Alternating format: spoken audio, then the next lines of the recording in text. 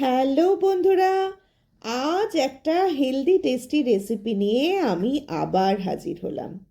বিটরুটের পরোটা। প্রথমে দুটো বড় সাইজের বিট খোসা ছাড়িয়ে টুকরো টুকরো করে কেটে নিলাম। এবার একটা মিক্সার গ্রাইন্ডারের মধ্যে বিটের টুকরোগুলো দিয়ে আর সাথে দুটো কাঁচা লঙ্কা দিয়ে ভালো করে মিহি করে পেস্ট করে নিলাম। এই পেস্টের মধ্যে এক্সট্রা কোনো জল ব্যবহারের আর প্রয়োজন নেই। এবার একটা মিক্সিং বোলের মধ্যে 500 গ্রাম আটা নিয়ে তাতে পরিমাণ মতো নুন আর চিনি দিলাম।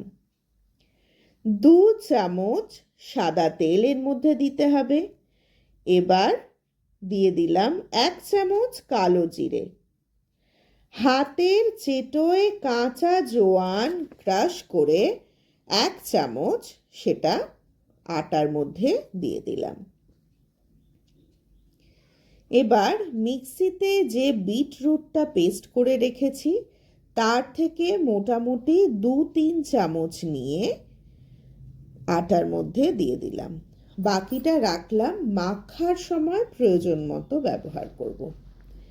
এবার আদার খোসা ছাড়িয়ে 1/2 চামচ গ্রেটেড আদা ওই আটার মধ্যে দিয়ে দিলাম। জল ব্যবহার করার কোনো প্রয়োজন নেই। হাত দিয়ে ভালো করে আটাটা একটু নরম করে মেখে নিতে হবে। এবার আটা মাখা হয়ে গেলে 1/2 চামচ মতো সাদা তেল আটার চারপাশে ভালো করে লাগিয়ে রেখে 1/2 আওয়ারের জন্য ঢেকে রাখলাম। বিটরুট বয়েল করে সেই পেস্ট দিয়েও এই পরোটাটা বানাতে পারেন, কিন্তু তাতে অবশ্যই পরোটার স্বাদ এবং টেক্সচার দুটোরই পরিবর্তন হবে। এবার লেচি কেটে আটা দিয়ে গোল বা ত্রিকোণ পছন্দ মতো শেপে বেলে নিয়ে গরম চাটুতে পরোটাটা দিলাম।